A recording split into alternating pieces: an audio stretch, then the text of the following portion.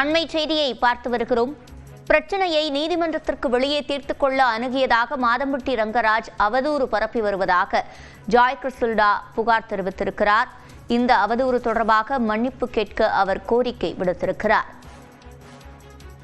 பிரச்சனையை நீதிமன்றத்திற்கு வெளியே தீர்த்துக் கொள்ள அணுகியதாக மாதம்பட்டி ரங்கராஜ் அவதூறு பரப்புவதாக ஜாய் கிறிஸ்டல்டா கூறியிருக்கிறார். கூடுதல் விவரங்களை செய்தியாளர் வேல்முருகனிடம் கேட்கலாம். வேல்முருகன், முழுமையான விவரங்கள்.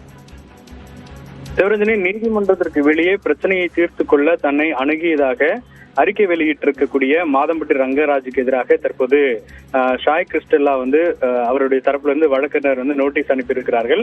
குறிப்பாக தொடர்ச்சியாக இந்த பிரச்சனை அப்படிங்கிறது நீதிமன்றத்திலும் தற்போது மகளிர் ஆணையத்திலும் தொடர்ச்சியாக இந்த புகார்கள் எழுப்பப்பட்டு விசாரணை நடைபெற்று வரக்கூடிய நிலையில இந்த பிரச்சனையை முடித்துக் கொள்வதற்கு தன்னை அணுகியதாக தற்போது மாதம்பட்டி ரங்கராஜன் ஏற்கனவே ஒரு நோட்டீஸ் வெளியிட்டிருந்தார். இந்த நோட்டீஸிற்கு எதிர்ப்பு தெரிவித்து தற்போது அவருடைய தரப்புல இருந்து வழக்கறிஞர்கள் இதற்கான ஒரு நோட்டீஸ் அனுப்பியிருக்கிறார்கள்.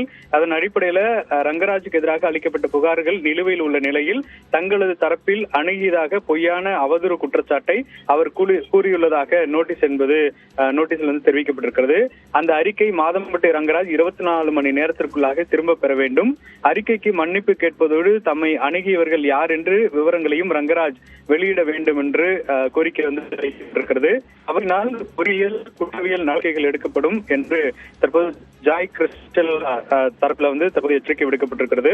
தொடர்ச்சியாக மாதம்பட்டி ரங்கராஜன் எக்மோர்ல இருக்கக்கூடிய குறிப்பாக மகளிர் ஆணையத்தில் நேரடியாக அவருடைய மனைவியுடன் இணைந்து தற்போது ஆஜராகி இருக்கக்கூடிய நிலையில தொடர்ச்சியாக இந்த புகாரும் தற்பொழுது அவருக்கான நோட்டீஸ் என்பது வழங்கப்பட்டிருக்கிறது.